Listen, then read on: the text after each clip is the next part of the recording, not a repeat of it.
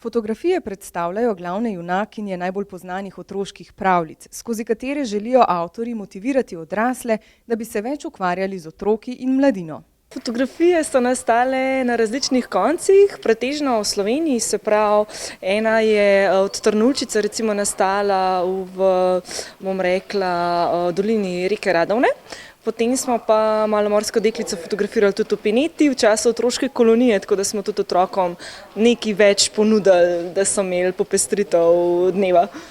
Ampak odkot ideja ravno, zakaj pravljice?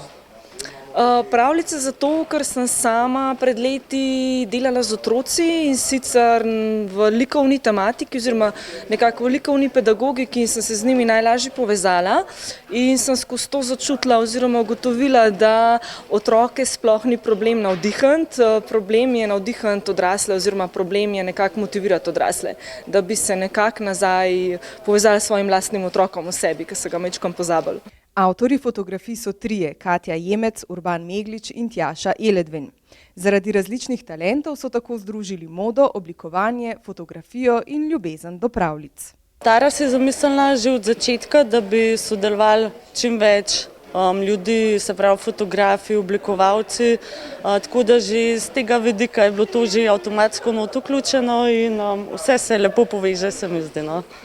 Tako da to je to.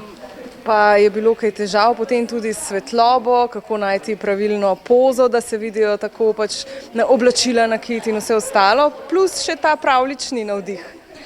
Pravljični navdih, jaz živim za pravljice, tako da mi je to ful blizu, ni bilo v bistvu problemov, no. Je bilo velik užitek, bili smo res dobra ekipa. Katera je pa vaša najljubša pravljica potem? Trnulčica. Tista klasika, ostajate pri klasiki. Zakaj pa ravno Trnulčica?